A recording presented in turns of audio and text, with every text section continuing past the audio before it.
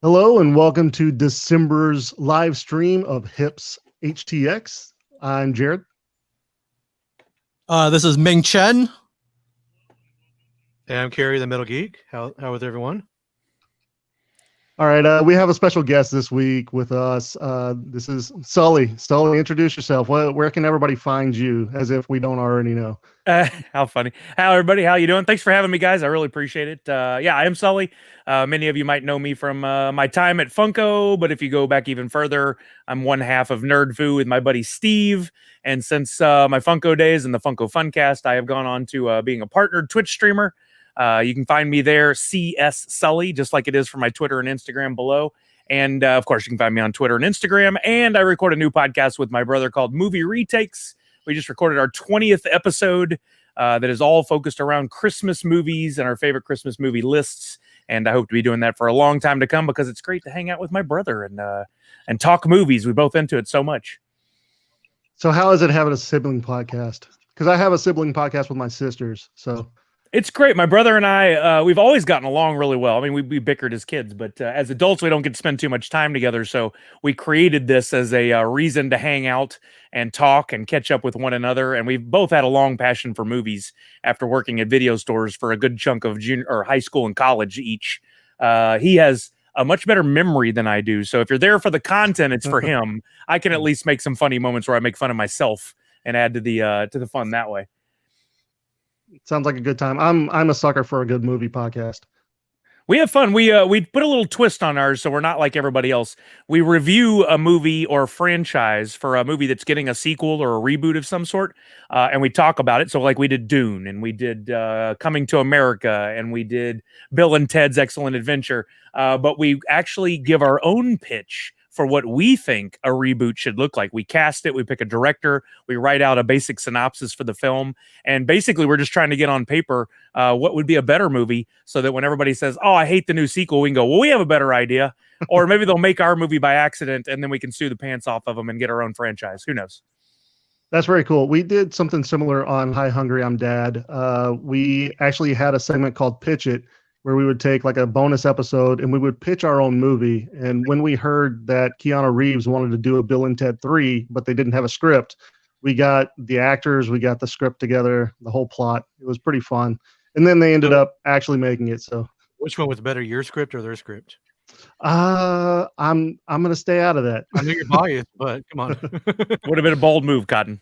I like to say mine because mine had Mark Hamill and Mila Kunis. So I would like to say mine, but I can't. So I do want to say, have a shout out to Liz. Liz, thanks for joining us. And Megan, thank you as well. We're happy to have you guys here with us. Hey so Ming, you're going to be leaving here pretty shortly. You're leaving us because you have your own scheduled thing on Wednesday. We usually do these on Tuesdays. Yeah, it's so weird. I'm jumping from one stream to another.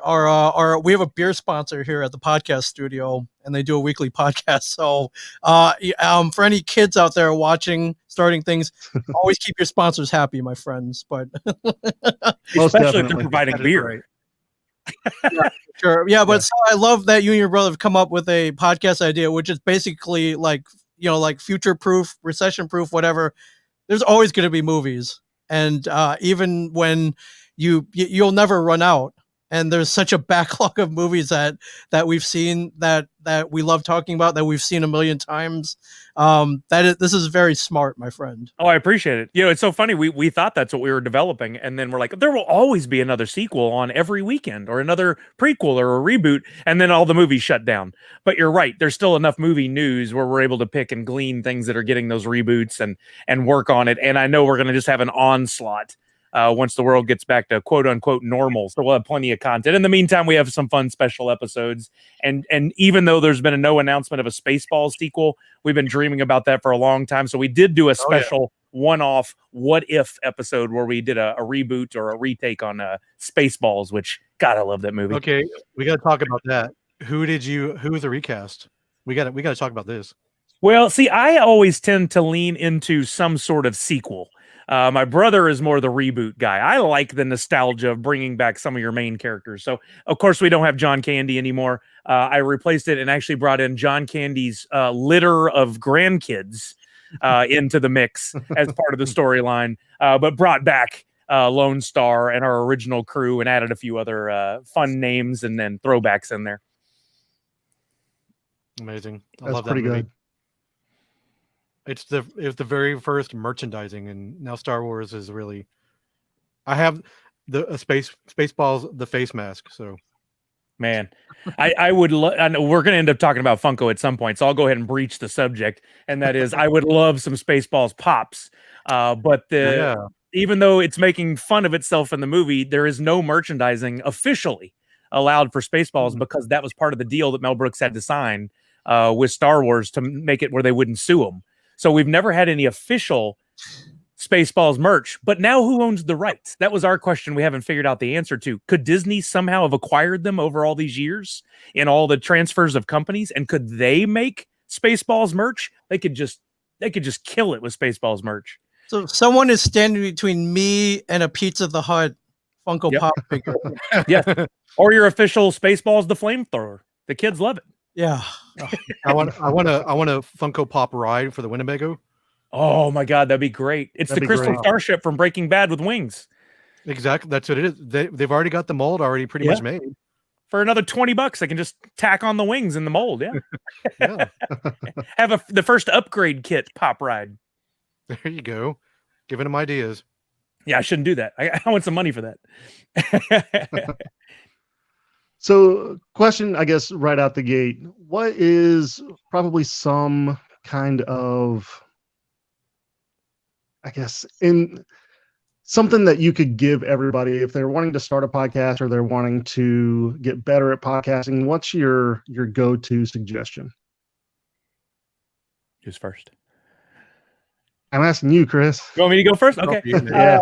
Yeah, I mean, I've done a few. We actually did a podcast panel at Comic Palooza a few years ago called Ready Set Podcast, and I put a lot of effort into this. But I always open myself up to, if you are thinking about getting into podcasting, I am on Twitter, Instagram, Twitch. Come in and ask me. I would love to help anybody out. And I actually learned it from that guy right there, Ming, who is always one of those. It doesn't matter if you have 2 listeners or 2 million listeners. Right. If you ask Ming to podcast with you, he'll say yes. And I've watched it happen so many times, and I love that. And so I took that note from him, and I always make myself available to anyone. I'll often say yes and then find out who they are.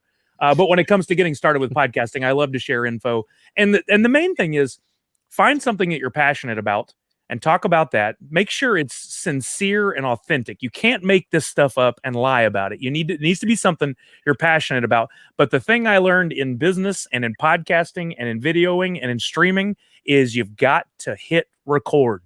You cannot sit around and talk about it and hem and haw about it and spend too long on a logo or an idea. The best thing you can do is get that microphone or recorder or whatever you got in front of you and hit the record button and talk and get something on tape so you can feel what it's like. And then maybe you can edit that into something. Or I tell people now, record one with the intention of throwing it away.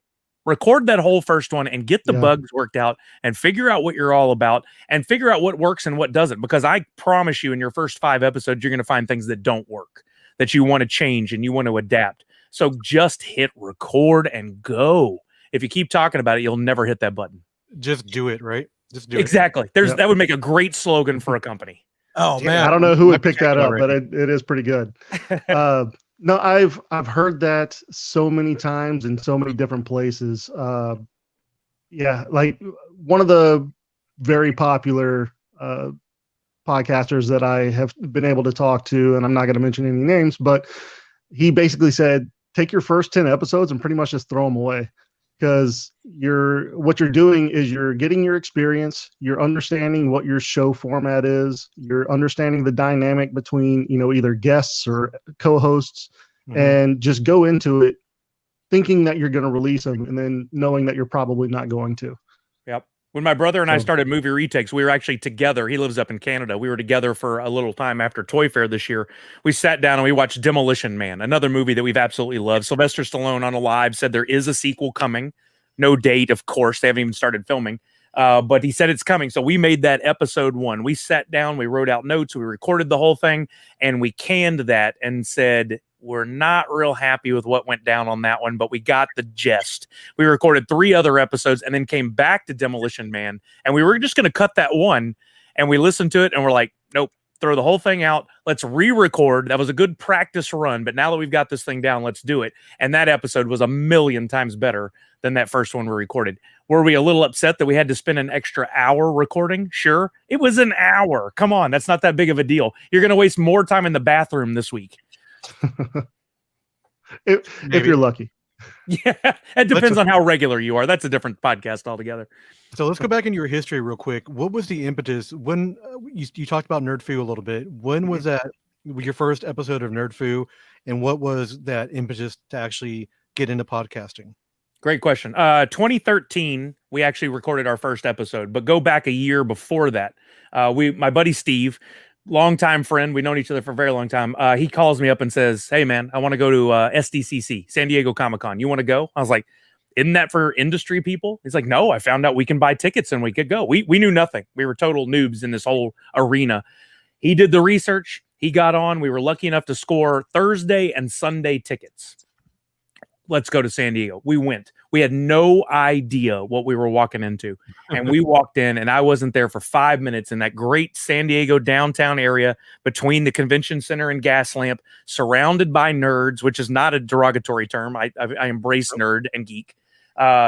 Surrounded by these people. And I instantly was like, these are my people. I just saw a Battlestar Galactica shirt and Supernatural Castiel wings and a Stormtrooper and all these things that I love. And this is where I belong. And so we stood in lines with everybody else. We went to the panels. But one day we were sitting in line with a bunch of people who we are still friends with to this day, 8 years later online, because we met them in line and stood there with them for 8 hours. And this one guy, Josh, who I forgot the name of his podcast. He leans to Steve and I after we've been talking for a few hours. He goes, "You two should do a podcast." He goes, y'all are a hoot. We've been having so much fun listening to y'all. And like, well, do you know anything about podcasting? Because we're kind of interested. And he goes, "Yeah, I record a podcast. Don't listen to it. It's horrible." That was his pitch. So what's the first thing I did? I listened to it when we got back. It was a great pitch. But Steve was gung-ho. He's like, "Yes, let's do this. I've always wanted to do it." And I was like, I don't know. I don't like the sound of my own voice. Ironic now, right? I don't know if I really want to do that. I don't know much about it. I've listened to all of one podcast in my life, but he was adamant. And I said, "Okay, well, I'll do that if you'll also make it a business. We're going to go into this thing and we're going to have a website and we're going to have social channels." Because I was in social media professionally at the time.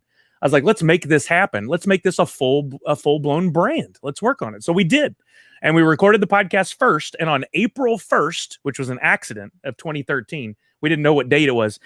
We hit launch on the website and the podcast and everything else back in 2013. And 235 episodes later of Nerd Foo, I had moved up and was working at Funko, and our schedules just got so crazy that we had to back off of it for a while. It's been over a year since our last episode, but I don't think it's dead. I think there's always a chance Nerd Foo could come back. And in the meantime, I've kept myself plenty busy with other things. But I so loved the time recording with Steve. We learned so much, and we went to cons as fans, and we met so many amazing people. And all of that led me into the path that I've been on for the last 6 years since we really got knee deep in it.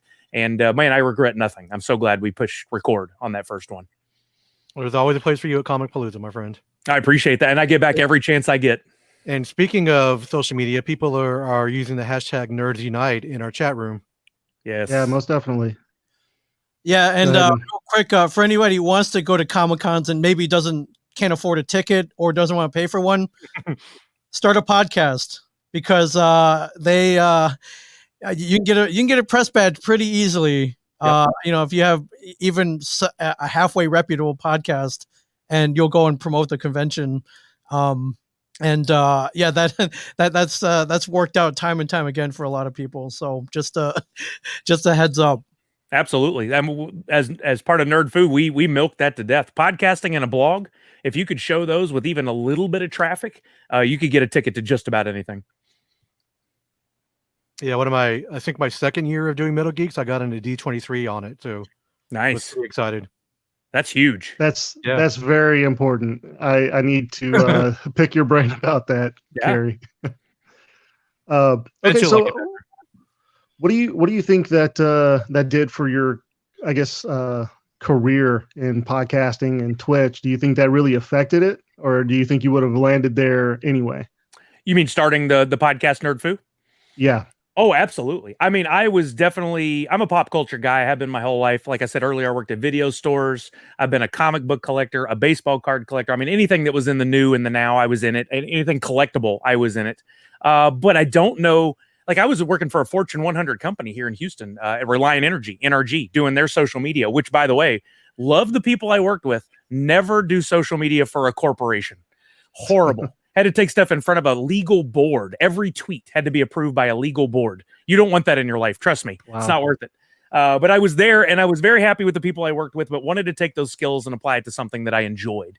And the opportunity arose to do Nerd Foo on the side. And luckily that was a decent paying job that allowed me to be able to travel and go to the cons. So yeah, I was like, let's do this. And if I had not started Nerd Foo, I would not be on this path I'm on today. That Nerd Foo gave me the confidence, the experience, the exposure, and the connections that you need to be in any kind of business like what I'm doing now. And what I'm doing now is this really hard to explain conglomeration of podcasting, streaming, and when the cons come back, going to the cons and working for the different companies in the booths. I have a game plan that I'm still working on what that looks like. But you've got to know people, and you're not going to just be able to go to San Diego Comic-Con on a whim and walk up to a booth and go, I like what you do. Can I work for you? Mm-hmm. It doesn't work that way. You can apply for jobs. Time. What's that? You got to put in the time. You have to put in the time. I have a lot of people tell me when I was at Funko and now, you're so lucky. And I would agree with them at first. And then somebody goes, no. You weren't lucky. You created your own luck. You worked hard. You put in the hours. You put yourself in the positions so that when the opportunity arose, you were able to capitalize on it and show what you were made of and move in there and do your thing. And it's precisely right. I still consider myself lucky, but I did put in the time to get there. So by the time I got to the opportunity to apply for a job at Funko, I had recorded hundreds of episodes of podcasts. I had personally tweeted, Facebook posts, Instagram, probably tens of thousands of posts at that time. I knew about the analytics. I knew how to do graphic arts. I knew how to edit the podcast. I knew how to stand in front of a camera and actually ramble on without sounding like I was rambling on, like to do the things that they required. And I had made some friends, and that's key too. I got to know Cameron and Yoko at Funko, and everyone who's a longtime collector knows both those names. And when the opportunity came up and they posted for a marketing position, I just emailed Cameron and said, dude, this is for me. I want this. And he's like, you would move from Texas to Seattle for this job? I was like, 100%, no hesitation. A week and a half later, I was in Seattle for a job interview at Funko. And 6 weeks after that, I had sold my house and moved 2,300 miles to work at Funko, and don't regret it one bit. It opened an entire new world of opportunities and connections. And I know, Carrie, you've known me a long time now. Me now compared to me on that first panel we did at Comic Palooza, I am much more confident and ramble on, I think, a little bit better than I did back in those days. So, I've worked hard at it, and it's paid off. So tell us about your time. Jessica, oh, sorry. I just wanted to chime in real quick. Jessica had a comment for you, Sully. You're doing a great job entertaining us all with your streams. Oh, thank you, Jessica. But go ahead, Carrie. Sorry. Let's talk about your time at Funko doing. Sure. You did the Funko Funkast and all the marketing stuff you were doing with them as well. Mm-hmm. How was that experience? I know it looked like a lot of fun. Oh, dude, the first day, pinch me. I'm going literally when I left Reliant, they had massive layoffs and I was a part of it. And you know what? This is not a first time for me. I've now been laid off 3 times from companies, right? I work my tail off and somehow this happens, but every time has led to something better. And so I've learned to embrace it. And that was time number 2, being laid off from Reliant. I sat down on a piece of paper and wrote down, here's a list of companies I want to work for. Number 1, Funko. Number 2. Number 3, I got nothing. There was not another company on that list. There never was. There was one company I wanted to go work for. And so when that opportunity came up and I got the job and I moved cross country, the first day driving into where I had been as a fan, I had visited their offices, but now driving across that parking lot or through the threshold there where it has the welcome to Funko sign, I just like pinched myself like this can't be real. I can't believe I've moved and I'm get to go in there now. Like this is such an amazing opportunity. I mean, I get chills thinking about it right now. It still was such a monumental day. And it happened to be my birthday of that year, which how does that work out, right? Later, man. Means got it. Thank you, man. So it was just such a phenomenal feeling to start there, but then to get to work alongside Cameron and Yoko, who I had so much respect for and what they had done, and to learn from them, and then to take over parts of the business there at Funko. And then I never thought in a million years that my role would get to be as big as it was. I thought I'm going to come in, I'll be one of the team, I'll help with the marketing stuff, and maybe I can find my path there. I'm not trying to toot my own horn, but I know that by the time I left there, a lot of people equated me to Funko. They saw me for a while, yeah, that's, for sure. That's the terms I hear a lot. I still have a hard time saying that about myself because I was one of a team. I love the team I work with. Ashley, Hillary, Dima, Cameron, before she left, Yoko, were like the best people I ever worked with. Amazing people. And it wouldn't happen if it weren't for that team. I was fortunate enough to be the guy who could talk in front of a large group and pull things together and could get on the videos. And I love interacting with people and talking with people. And that's what I got to do on the lives, on the podcasts, on the videos, at the conventions, at the live panels. I got to do what I loved every day, and I absolutely don't regret one bit. I love it, and if the chance ever comes up, I would probably go back. We'll see what happens. We have to get to a post-COVID world. Yeah, we do. We're gonna get there soon, hopefully. Yeah, hopefully. You and I were always Funko friends because that's basically how we met. Yeah. I think you gave me my very first ever Stan Lee Funko Pop. Really? You're like, yeah, you did. I was like, it was an exclusive one somewhere. I don't remember now. I didn't even remember that. That's hilarious. Yeah. So it must have been, an amazing experience to actually. I've never even stepped foot in their offices. You got to actually work there. It's so cool to be in those offices and to meet people like Reese O'Brien, who's the head artist of all the action figures, all the Star Wars line, all the Marvel line. I had watched videos with him and heard podcasts with him, and I had so much respect. And now I get to call him a friend. To have those first few interactions with him was just phenomenal. To get to be around Brian Mariotti, to meet Mike Becker. I can pick up my phone and text these guys right now because I got that experience with them, and it was so much fun. And I never took it for granted for a second. At least I don't think I did. I tried really hard, even as strenuous and as many hours as that job could require. I mean, we on average easily worked 80 hours to 100 hours a week. Did the entire 3.5 years I was there. Wow. And then a con week, San Diego Comic-Con, I mean, you're working from the time your head comes off the pillow to the time you're lucky enough to get a nap of 3 hours at night. You're always on the clock, and I loved every second of it. I knew what an honor it was, and knew I had to represent that company with respect and treat it the way it should be. I couldn't take advantage of anything. I couldn't be seen doing anything crazy. Not that that's me anyway, but I had to think about it, like walking around a con. Who knows who's watching me? Who knows who sees me? And I am a reflection of Funko. And if I do something stupid, that is a reflection on the company. So you're always on when you're doing that. But I always appreciated that and tried to do the right thing. I definitely feel that. Yeah. I feel that with my position. Absolutely. So moving on real quick, when did you open the burger place? So the true story, did not know this place existed. My wife is a big Twilight fan. We're now up in the Seattle area, and Forks, Washington, which is where the movies were filmed, is like a 3-hour car trip away. So for one weekend to go adventuring around the area, we're like, let's jump in the car and go. We kept putting off where we were going to eat. And then when we got close to Forks, I was like, let me look up some places we could go. And the first one that comes up is Sully's Burgers. I couldn't believe, and it's spelled Sully, not EY. So of course, right when we got to Forks, we had to go here first. They were closed because of COVID. No. So we didn't get to go in. But I got to get this photo in front of it. So so you're gonna make a trip back, right?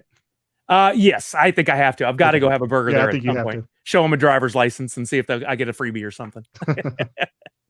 I am Sully. Give me burger. So I think it's pretty interesting talking about your time with Funko. That's the first time I've ever been introduced to you is listening to the Funko Fancast.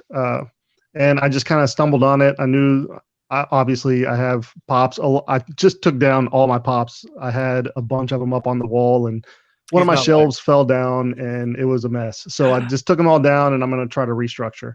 But, being a Funko Pop fan, and I just looked up. I was like, I know there has to be a Funko podcast somewhere, and that's pretty much the first one that popped up. And I was like, I'm sold. Nice, I love it. Well, thank you for listening. I appreciate that. That was a lot of fun doing that. Yeah, and that was what, like at least a year ago. Yeah, we did. We started that in December of 2016. And we kept that going through March of last year, March of this year because of COVID. We recorded 134 episodes, I believe. Did lives at New York Comic Con, San Diego Comic Con, Emerald City Comic Con, Toronto Fan Expo, and then of course all the videos and stuff too. But had such a blast doing that, and that was such a great opportunity because they knew how to connect with fans at Funko. We knew how to connect with fans, and that set us apart from everybody else. And the podcast was such a great opportunity because I was the only one that had any experience, had that level of experience. Several others had podcasted before, but you normally choose your podcast partners. You guys got to know each other before you jumped into a podcast together, I'm sure. I was put in this position of, you know what, you're the new guy and we need you to lead a podcast with the marketing team here. Go. I knew Cameron and I knew Yoko, but I had talked to him a whopping 1 hour total in my life. And now here we are in a room together with microphones.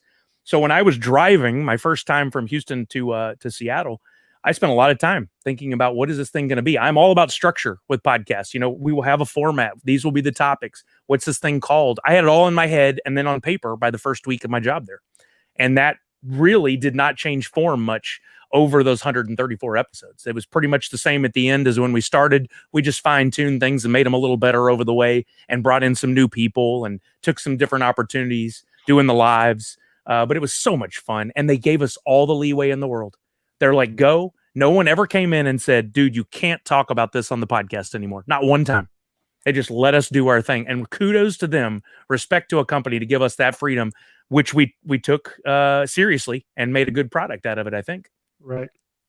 That's pretty interesting because a lot of companies would come in and say, hey, this is what we want to focus on. This is what we want to do. This is what we want you to get across. Yeah. But to give you that kind of freedom is important. So there was no post editing. They didn't have to listen to it before it went live.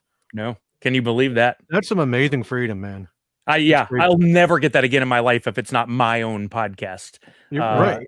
But it I knew what an honor that was, and I treated it as such. Every one of those was a labor of love to put the proper time into the editing and the recording and making sure it was a good product for fans. And I learned so much from those experiences too. Every episode was a learning experience. And how many Funkos did you wind up with after you left? I know your collection had to grow exponentially. So I love to tell the story of moving to there.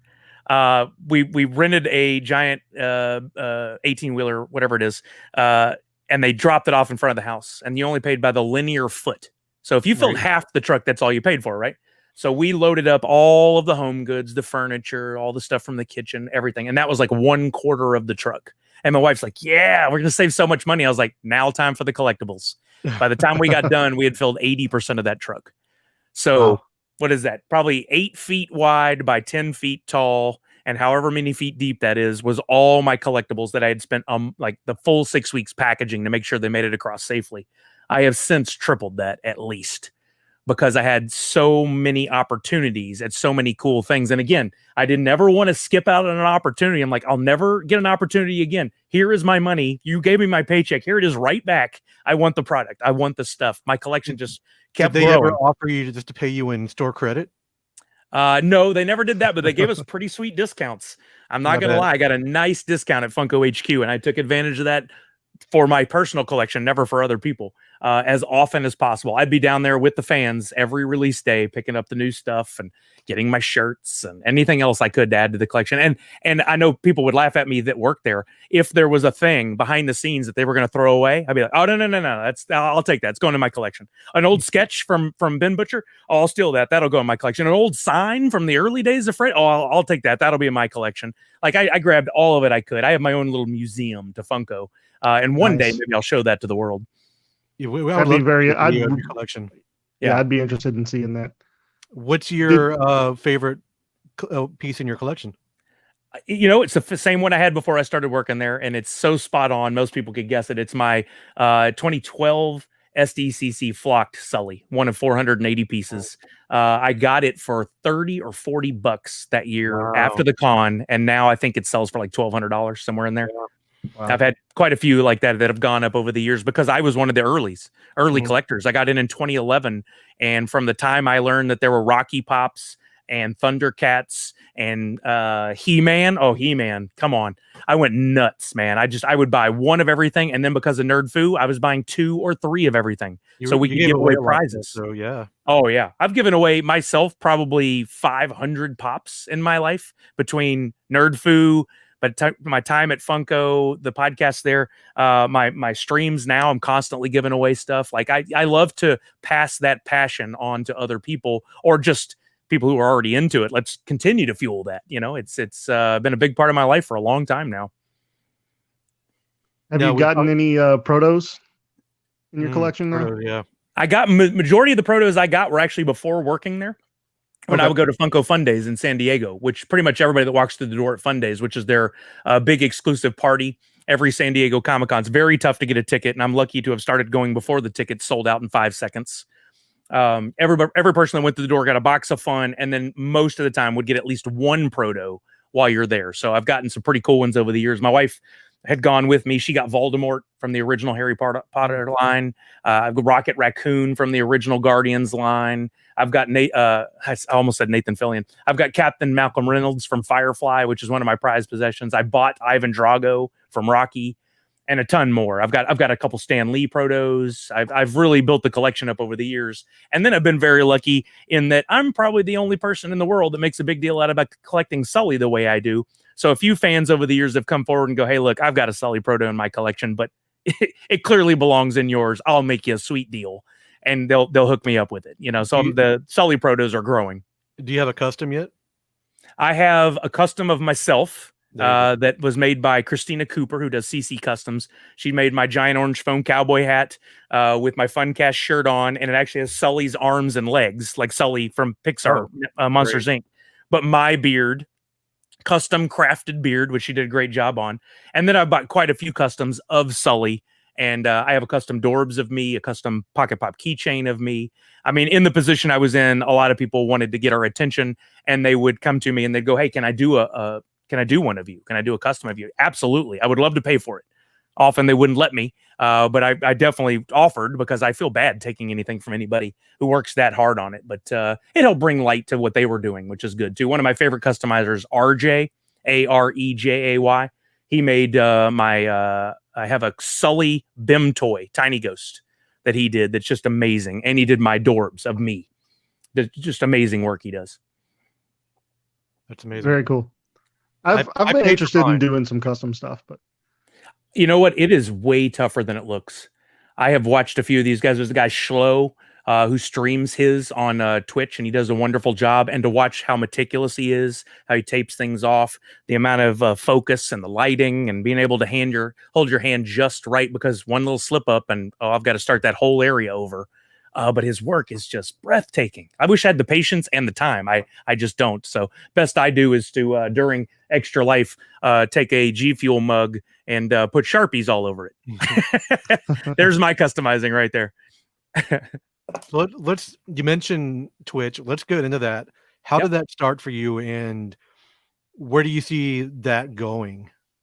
So go back a couple years ago. I'm at Funko, and I've always loved video games. Convinced them at Funko, we need to do some Twitch streams. This is a great medium that we can be on, and we can do live stuff. And it doesn't necessarily have to be a podcast. We could have some gaming where we give away. Maybe there's a new Sonic game coming out. Let's play the new Sonic game and give away the new pops. Let's play. God damn, what's the name of that? Don't Starve. Don't Starve was a great PC game, and they made pops, and I worked directly with the company that made it, and we gave away pops and some custom posters they made. So we started turning it into a fun thing for Funko.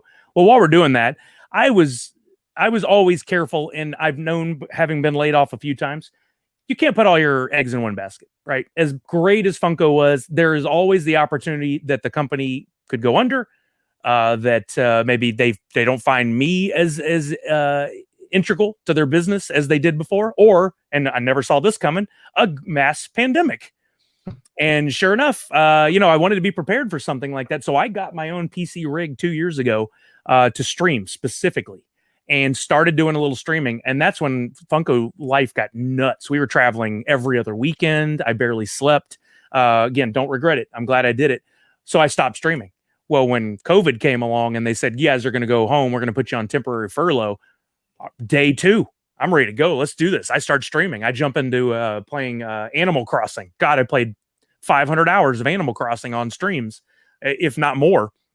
But I got into it because I was like, hey, let's see if I can make this into something. I've been in front of people for a long time. There are people who know who I am. That's a tough sell when it comes to the streaming world to get yourself recognized. Yeah. Let me see if I can leverage, what I did at Funko into something.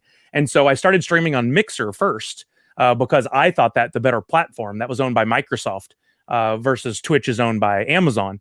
I thought Microsoft will be around forever with this thing. They own their own gaming company. This is a solid choice. Oh, no. 2 months into it, Mixer shuts down on a whim. Like something happens overnight and they're like, oh, we're done, kids. Get on out of here. Go to Facebook. I'm not going to Facebook. I'll try Twitch.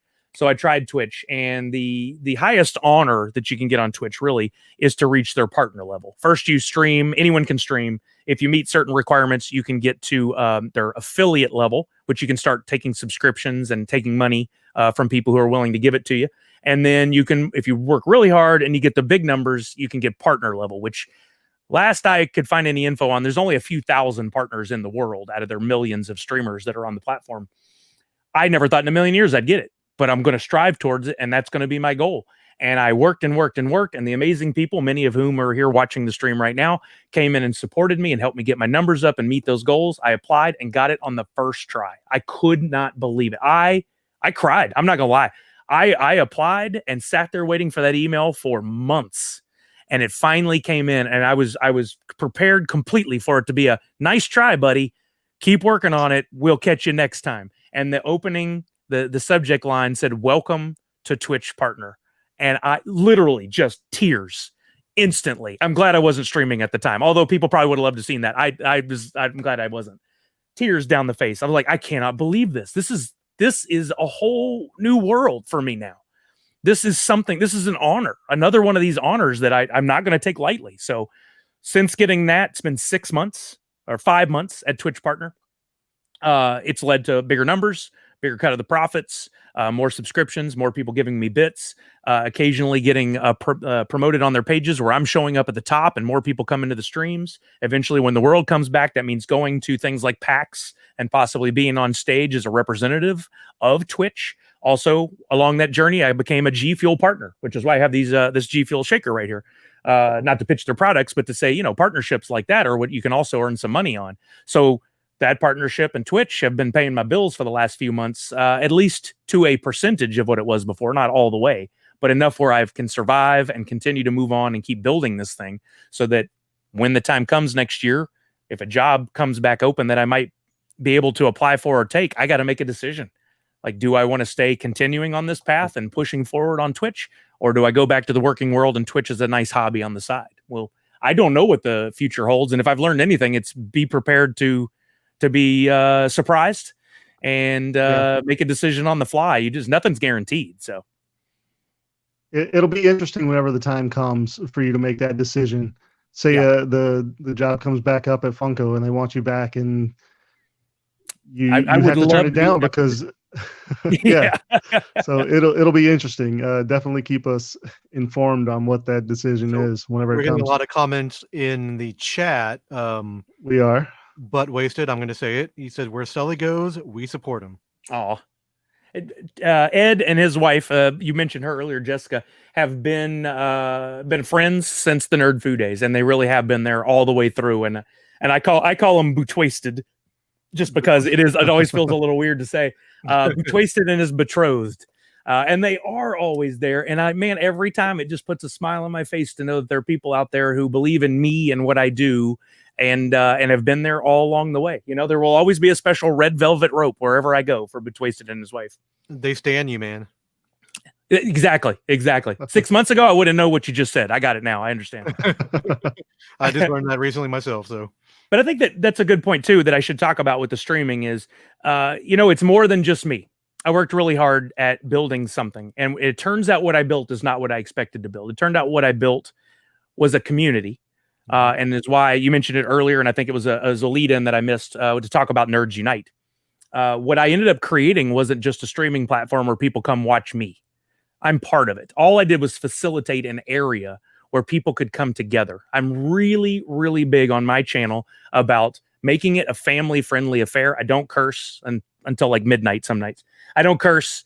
I keep it family-friendly. If I'm playing games that have some questionable content, like I just started Cyberpunk 2077, we turn on the filters to make sure there's no nudity and stuff like that. But also to be an area for people to come together for positivity, treating each other with respect and bringing each other up, lifting each other up instead of cutting each other down. There's too much of that on the internet now, especially in a year of COVID and uncertainty and layoffs and tough times for everybody. I mean, who doesn't know somebody that's passed or has been violently ill this year? It weighs on us all, whether or not we know it or not. And a lot of people have told me, thank you for creating this, Sully. It's been a great place for me to come in this crazy year, because when I come in, there's a group of people like Cheers that are going to say, hey, welcome Betwasted, or welcome Liz. So good to see you. How are you? How's the family? Did you get that thing you were looking for? You know, like they're talking amongst themselves, not necessarily even to me. And we keep it that way. Somebody comes in, negative energy, immediately ban them. They're gone. We're done. We're giving you one chance, and that's it. We will not let this crumble. We will not let this deteriorate into what a lot of the internet is. I mean, don't read the YouTube comments. No offense to YouTube. Don't read those comments. Don't go on most of the Twitch streams and listen to what the person streaming has to say, or God forbid, read the comments. There's so much of that negativity out there, and we fight that. And I say we because it is not just me. It is my mods, and it is our entire community. They'll be the first ones to jump in and go, whoa, something just happened. Let's lock that down. We don't want that. We want this to be a positive place. And we've kept it that way. And I will always say we. I feel funny saying I did this. It was a we thing, not an I thing. I think it's such a great saying. You talk about the positivity and this community that you have built. And we definitely needed that this year. I've been watching your streams. It's a lot of fun. Appreciate that. I try to, I watch a lot of YouTubers as well. And I try to watch people that are positive about things, and because there's so much negativity on the internet, like you said, the more you can stay away from that, the better your life will be. But sometimes you can't stay away from it when it's part of your job. So you just have to find things that make you happy, and that's really cool that you have this community, these fans that are there with you. Absolutely. I mean, that our slogan, my slogan that I started when I was back in Nerd Foo as a sign off, Nerds Unite, was something I heard in passing. I can't even remember if somebody said those exact words or if they said something else, Unite. And I was like, hey, I like that. It might have been a Will Wheaton thing, similar. I'm foggy on it all, but I've claimed it as my own now, and I've used it enough. I signed off from the Funkast and all the videos with it. Copyright it? I should, but I've used it enough now. Anybody tries to use it, I think I'll be okay in court. There you go. But yeah, Nerds Unite has become a way of life. And as somebody said, I can't remember who, I wish I could give credit, said it's not just something you say, it's a way of life. It's a way of being. And it is. And I'm not trying to create my own religion or anything, but we all need something, a mantra. And that's the mantra. Nerds Unite. Let's build each other up. Let's take care of each other. Let's keep it positive. And it's turned into what is now my new logo for everything I do. Nerds Unite, with my goofy head in the center. And then we even just did, I'm so proud of our community. We did Nerds Unite for Extra Life. And this is going to look funny because of the green screen, but there's actually a green controller in the center. Nerds Unite for Extra Life. We raised $43,000 and change dollars in the month of November alone. It's all going to Children's Miracle Network hospitals through Extra Life. And that was our community that we started. We were ranked, I think, number 26 or 27 in the world. No, 23 in the world of teams that raised money for Extra Life this year on our first try. I will commit to you right now. Amazing. Next time you do Extra Life, I want to be involved. I will play games and help you guys out and do whatever. Absolutely. I can. Next year is going to be huge. I can see us doing a week of streaming next year. We're just gonna blow the socks off of it. But to raise that much money this year, I can't believe it. My first goal was like $5,000, and they're like, nope, Sully, you got to go higher. $10,000? No, keep going. I have one guy in my mod Ben who still swears we're going to hit 50,000. We still have 2 weeks. We can race to the end of the year, and he still thinks we're going to hit 50,000. He might be right. I don't know. We'll see. That'd be amazing. Yeah, I'm so proud of us as a group. So many people rallied together and took on their own 24-hour streams in name of the group, taking on chunks of time, making their own stickers, T-shirts, magnets, figures, all in the name of Extra Life, Nerds Unite for Extra Life, and raising that money. And just wow, talk about building each other up. It was fantastic. It gives me goosebumps again. Right. And I think this is a very good learning moment for everybody who is just starting out, or they've been doing it for a little while and, their growth hasn't been what they want it to be. I think that you need to focus on the community. You don't need to focus on self, because once you build your community builds you. And that's something that a lot of people just don't understand. Good That's an phrase. amazing point. Yeah. Once you build the community builds you. I like that. It's the build it and they will come. Yeah, That's pretty great. much for podcasting. Yeah, that's very good. Use that. That's yours, man. It's mine. I got it. Yeah, claim it. Copyright that. Okay. Well, I'm going to go ahead and hop off, and I'll go do that real quick then. Priorities, man. I get you. So I do want to kind of open up a little bit of a Q&A. I don't know how many questions we could actually get into, but if you have a question, if you're on the stream with us right now, go ahead and post it in the comments. We'll get to as many as we can. Sully, do you have any other advice for anybody, specifically for Twitch? If somebody not really interested in doing the podcasting thing, wants to do more of the gaming Twitch thing, what's your advice on getting started there? A lot of it is very similar to podcasting in that if you have this idea, don't sit around and wait on it to come to you. Push that record button, get out there and do it. It doesn't matter if you got a crappy little $50 USB camera like I started with and a PC that can barely chug along playing Minecraft. Make it happen. Get out there and do your thing. You can broadcast directly from a lot of these consoles. But if you truly want to build it into something that can make some money and can become a path for you, that can become more than just a hobby, it can become a job, or even potentially lead to a job, like happened with me in podcasting and Funko, you've got to commit to it. One of the biggest words that I hear come up time and time again when it comes to podcasting and streaming is consistency. You can't do it for a day, 2 days, a week, or even a month and expect it to be a success overnight. It's not going to happen unless you're the 1 in a billion lucky person who wins the lottery. Not going to happen. You've got to put in the time. You've got to chug along. Develop yourself a schedule. Let people know when they can find you. It doesn't matter if you're streaming to 1 person or 1,000. Put in that time and treat it with respect. It is a platform is essentially free to you.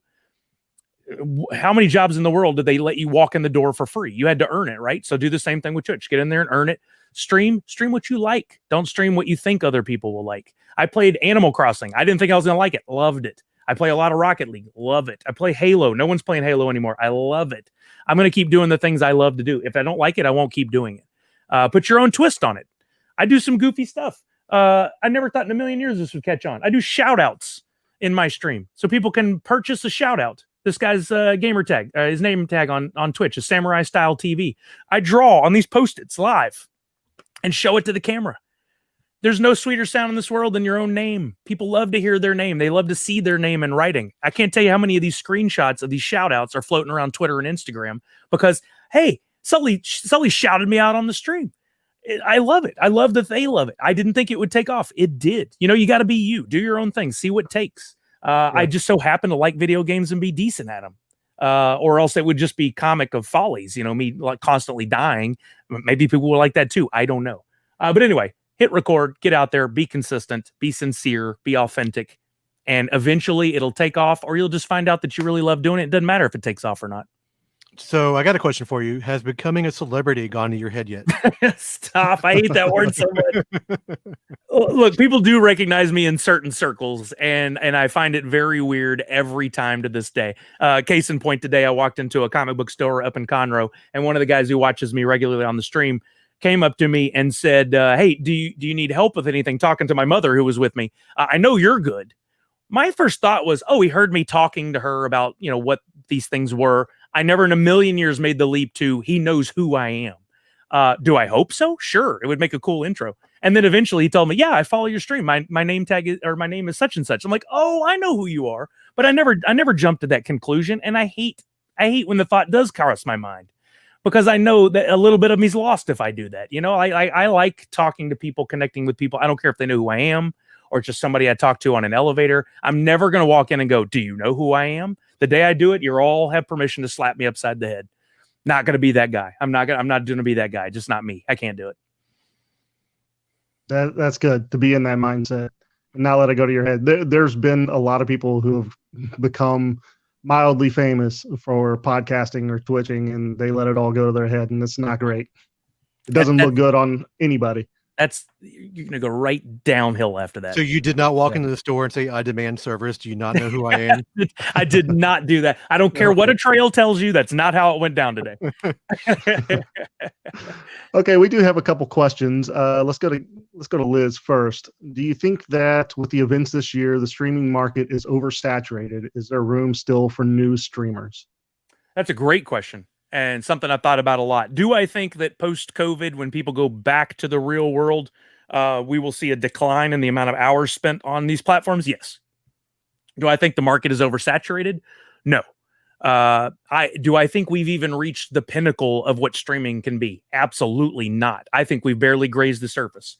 I think there's great opportunity. There's still a lot of things that have not been thought of, that haven't been attempted, take your average person on the street. Go, have you ever watched anything on Twitch? Most of them are going to say no. And then if you, okay, do you know what Twitch is? And most are going to go, watching kids play video games? That's going to be it. Twitch and Mixer and YouTube Live and all these platforms are completely misunderstood still by the general public. It is our nerd geek community that comes in and understands what's going on. The rest of the world, if we can get, if Twitch advertises and says, hey, connect with people, that should be their slogan. Connect with people. You've got people creating music, reading poetry, doing artwork, playing video games, doing live podcasts. Prime example right here. There's a million things that are people doing, live singing, a million things that people haven't thought to do yet, that these platforms will become such a part of our everyday life. They have for many, but still haven't for so many who don't know what they are. And I think once it gets to those, I mean, sky's the limit. You no longer need to wait on network television to deliver you a show. You can find the thing you're most passionate about and watch 10 or 15 different people at any given time during the day streaming that very thing. It's been a weird year because a lot of people that aren't able to, like a lot of bands and musicians and things like that, have taken to Twitch and they just live stream playing drums or playing music, or like Dragon Force. They just hang out and record and, hey, we're going to write a song in an hour. It's just awesome. It's an amazing thing to see that it took, unfortunately, a pandemic for us to get here. Yeah. And I hope it doesn't go away. I hope it does continue. I totally agree. I watched Mike Shinoda from Linkin Park, who, I mean, Chester died and Linkin Park is essentially no more. He started his own career. Now he takes to Twitch several days a week, writes songs, records them, and sells those CDs of the songs that he wrote while you were watching. Freaking awesome. It's amazing. Or, well, digital downloads. I say CDs. I'm still that guy. I'm still old. I still want CDs, but whatever. They're going to finally release them on cassette tape, I believe. Yes, they actually do that more now. I love it. I collect weird. cassette tapes. It's so cool. It's weird. All right, so let's go ahead and get to another question. So have you ever thought about expanding your Twitch streams to pre-recorded segments? Yeah, I would like to take the content from my Twitch streams, break those down into some recordings and put on YouTube. Harris Heller, I don't know if you guys know who he is. He is a streamer. He's been in several different projects. He was a big TikTok guy for a while. Not TikTok, Vine guy for a while. Anyway, he's figured out the streaming thing. He makes a ton of money off of it. And he basically said, if you want to be successful on Twitch, have a YouTube channel. I mean, I'm sure he's right. I haven't figured out how to do that yet. Like, I know I'm doing the streaming. I know I'm creating this awesome content that needs to live on somewhere else. I'm not a video editing guy. But one of the big projects for 2021 for me is to get my 4-hour streams down into a 15-minute video to show the highlights and some of the things that are going on my channel so that the average YouTuber tripping along might find it and go, hey, I like this. I want more of this. And then they can come watch me on Twitch. Reach out to me. What's that? Reach out to me after the show. We'll talk. Beautiful. Yeah, I was gonna say, sounds like you're hiring. Yeah, there you go. But also, I'd like to do more stuff that's direct to YouTube content. You know, I've got ideas on that as well. And part of my path down the future is, I'm a collector, and there's a lot of companies whose stuff I collect. I think it would be great if they would allow me to do unboxings for all these companies, like I used to do for Funko, and put that on YouTube and be an influencer in that way. I would absolutely love that. I'm going to open that stuff and freak out about it anyway. I might as well do it on camera. You'd be a great vlogger, going to shows and conventions and just doing that. Even local stuff would be cool. Absolutely. You have that YouTube personality I think people are looking for. I still can't believe that's a thing either. I hear my own voice when I'm editing and I'm like, oh, this guy. Why? I think we all go through that, right? Yeah, we do. I hate my voice. My son just did a project for school, and it was an audio drama for just the website that they have. And he was telling me, he was like, man, I just hate my voice. I don't like it. I was like, yeah, get used to it. That's how everybody feels whenever they first start doing stuff like that. Isn't that funny? We should like our own voice. Why don't we? If we've heard it too much. That's probably it. I think it just sounds different whenever you're recording it than whenever you hear it in your own head. So you're like, I don't recognize this. This doesn't sound like me. Yeah, I'm sure you're right. Yeah. Let's see. I'm looking through. I don't see. Oh, we do have another question. Here we go. Ben, how come you're not at 50,000 yet? I referenced Ben a few minutes ago, and he's talking about our Nerdy Night for Extra Life. And you know what, Ben? It might very well happen. Also, Ben, how old is that photo? Were you 12? Your hair is much longer now, sir. It might happen. Our community could do it. I believe in our community more than I ever have. We've done so many amazing things this year. I won't say that. I have always believed in our community, but now I see what we're capable of, and 50K is within reach. Yeah, just to kind of update with Ben earlier in the chat comments, he actually gave an update. It's 38,285 currently. That's what we have in you're pretty close. That's what we have in direct fundraising, but we also did some other stuff like I didn't wear it today, but we made Nerdy Night for Extra Life t-shirts. I sold the Nerdy Night stickers that I showed you there. We've had several other people creating stuff. We had these eBay auctions, thanks to some amazing stuff that Mike Becker, the original founder of Funko, provided. And there is in that alone about $5,000 that I'm still working through that will be deposited into that overall thing. So we're really at like 43 at least. Yeah, it's just not showing on that number yet, but will very soon, because I basically have how many days left? 15 to figure this out. I got to get it in there. I'll buy a sticker from you. There you go. There you go. There you go. How much? Every little bit helps.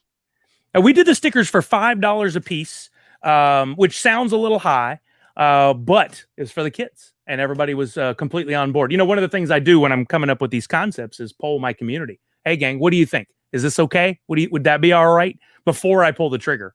And often they'll help set me right, or go, hey, you're right on the money, or hey, you're going too low. You can knock that up a little bit, like the 50K thing. They believed much more than I did in the beginning about we can get up there higher. And that's the exact folks that are buying the stickers and the shirts. And so it's great to be able to have that immediate back and forth with everybody, true engagement, unlike anything that I've experienced in social media or marketing over the last, how long I've been in this, 12, 13 years now.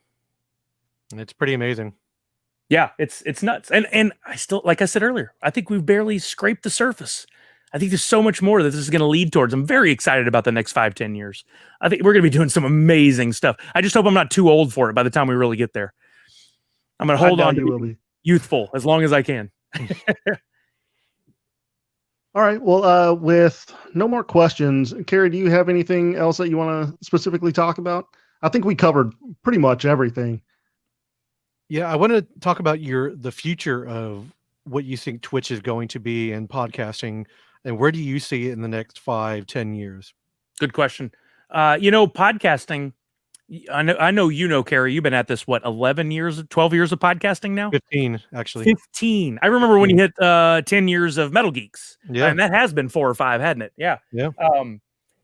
I think podcasting has just not reached the saturation point in everyday society that it could, but it's finally gaining some big momentum with these purchases that companies have made over the last few years, specifically Spotify, doing some amazing things with podcasting.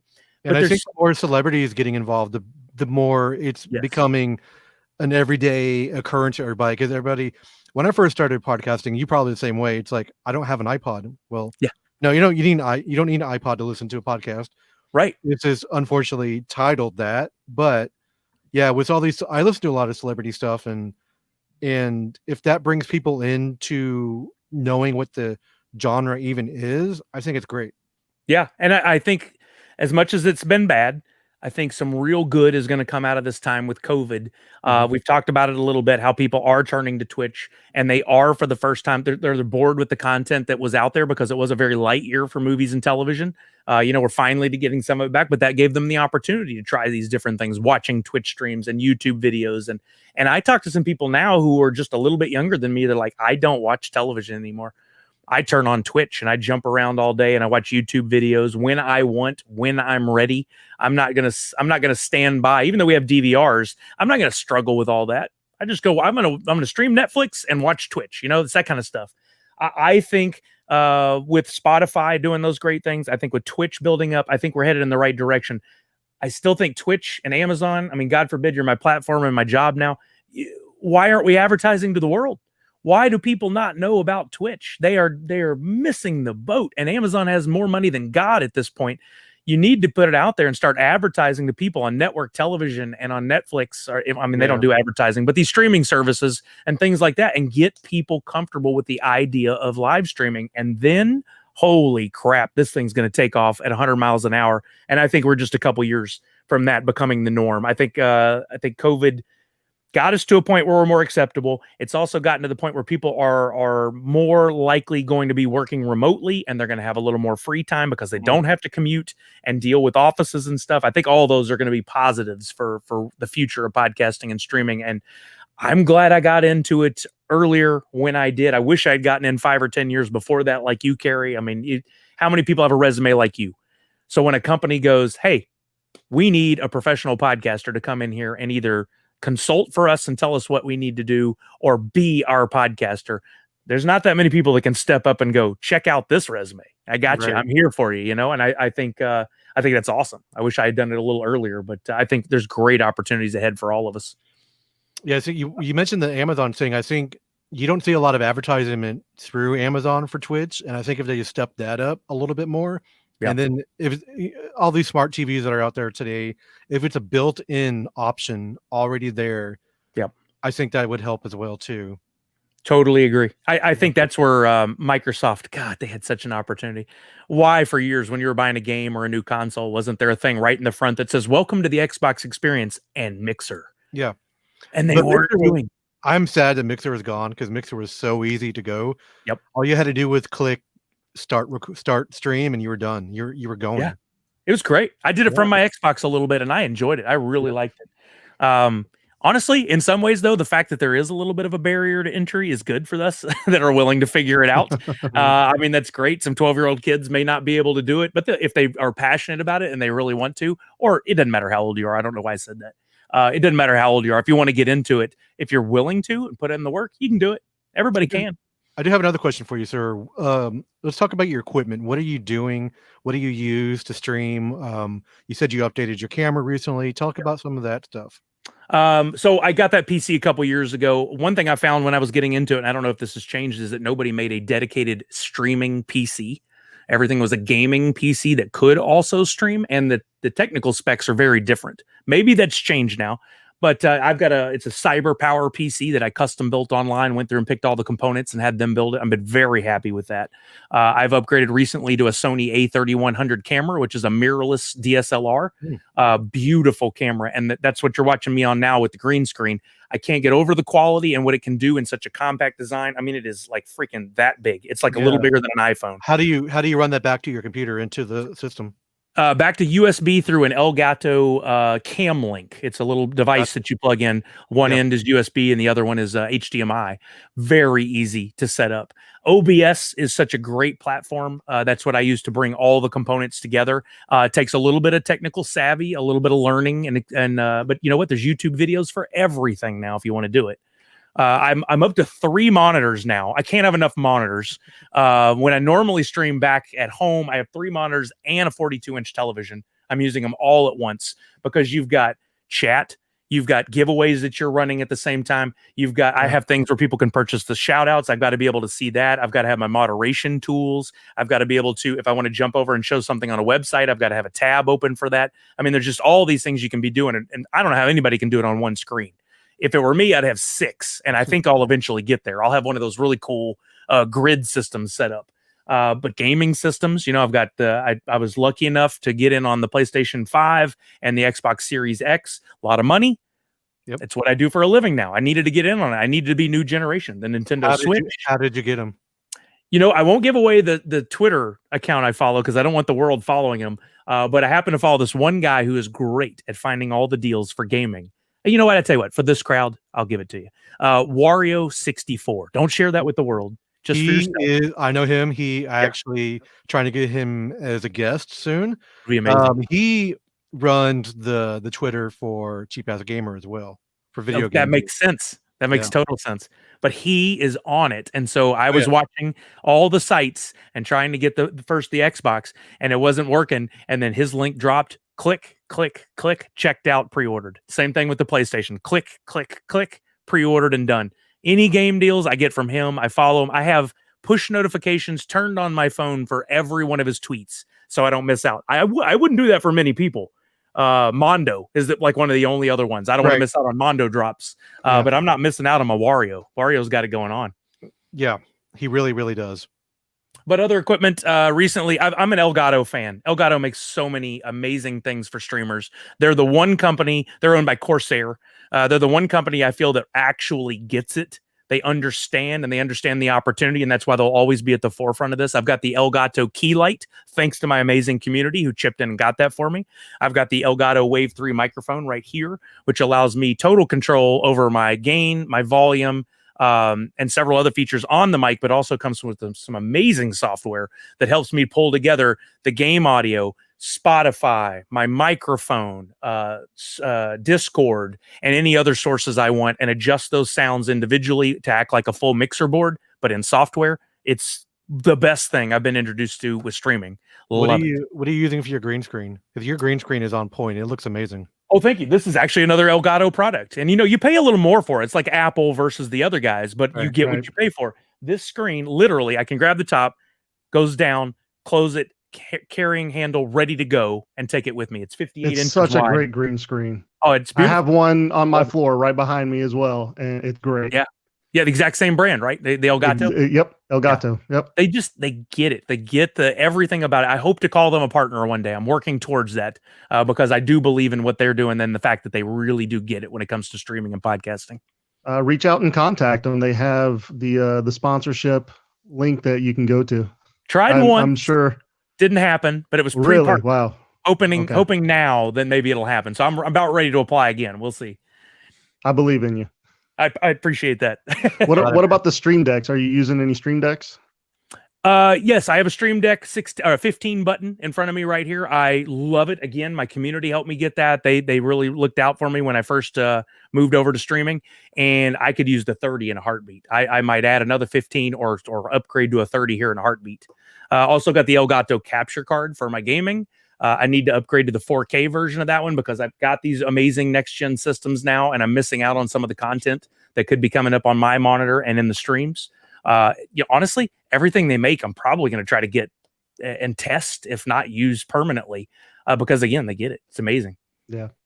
The functionality for the Stream Deck is so awesome. I mean, you can literally hit one button, and it goes through. It sends the tweet out saying that you're going live, and it starts your stream for you. So yeah, for anybody who doesn't know, this is a Stream Deck. Every one of these buttons on here is pre-programmable with any image or video or whatever you want, and you can click one to create a single function or a series of functions. And it's great. I know I use it for flipping between scenes and things, between like a focus camera or the gaming. I know one of my friends, Tamer, who's also a Twitch streamer, he uses his almost entirely for audio clips. You can do whatever you want with it. He's constantly just dropping an audio clip from a movie or a bit of a song or something. He hardly uses it for what the rest of us do, but that's the beauty of it. It's totally flexible and customizable. And again, they get it. I can't say it enough. That's amazing. I didn't know they even had Stream Decks. Where was it saying yet? Oh, you can do it on your iPhone. If you don't want to drop the money, they have a Stream Deck software. You can bring it up on your iPhone or your iPad and still do all that customization, just not with a physical button. Wow. But you can still switch between. You can completely control your Twitch and your OBS remotely from that device. Just smart. So it goes beyond that too. I mean, it pulls up programs. You can set up a button where you can just open up Adobe Premiere Pro or Audition, whatever it is, and it'll automatically pull it up. Yeah, some people use it as their command center for using Photoshop or Illustrator. Yeah, where you can put in all your commands, your shortcuts and stuff. You got me there. I'm sold. Let's do it. I've got. I mean, I think the 15 button is like $159. Wow, which to me is not that expensive in the fact that every one of those buttons is a little screen. It's amazing. And they go on sale a lot too. So They do. Camel. You guys familiar with that? Pro tip for the audience here. There's a website called Camel that you go to, and you can put the URL for any Amazon product in there and set alerts to let you know when the price drops a certain percentage or below a certain amount of money so that you don't miss out on it. Nice. Yeah. So if you want to wait, if you're willing to wait, you can save yourself a ton of money by using Camel. Weird name. That's a good pro tip. I don't know where they got it, but whatever. Milk it. I see what you did there. You got it. Thank you, sir. I got it. All right. Well, I don't have any other questions. Carrie, that was a pretty good string of questions that you had going on there. So I think at this point, we're going to go ahead and sign off. Sully, definitely pitch all of your projects again so that everybody knows where to find you.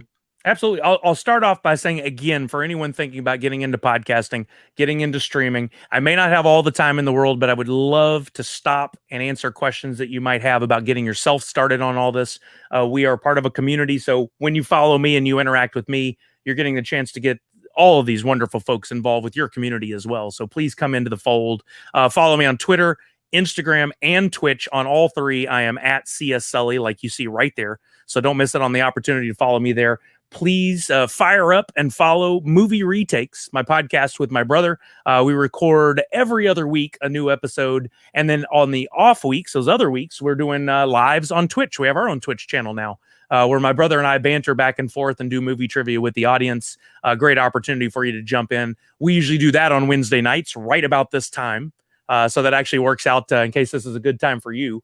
Our next one may be beginning of next year because of Christmas and New Year's and all that good stuff. But yeah, those are the big ones there. Please follow, please engage. I can't tell you, folks, if you're willing to talk with people online and people are willing to talk back, what an amazing feeling it can be to have a conversation with anybody about anything. Don't hesitate. Please at me in whatever you want to. And if I don't respond, at me again. I'd love to reply or at least favorite your tweet and go from there, you know? Awesome. Well, Sully, thank you so much for joining us for our December live stream. Also, the audience, thank you so much. This is what we're doing this for. It's all for you guys. So thank you definitely for joining us. If you are here for the first time, here is our information. Our social is at HipsHTX. You can also email us hipshtx@gmail.com. So, Carrie, any final words from you? Well, thanks to Sully for hanging out with us tonight. It's been a blast, man. You can, if you want to follow what I do, just go to metalgeeks.net and Metal Geeks on all the social platforms as well. You know, we're a cool heavy metal based geeky show, and I appreciate that word geek. I love that word. Yeah. You get it. I get it. I got it, man. Yeah, thanks to Sully again, and look forward to getting a burger with you at your place. Love it. Thanks, everybody. Thank you for having me, and of course, Nerd Unite. Buy a sticker. Nerd Unite, yeah. All right. Well, thank you so much. Have a good one.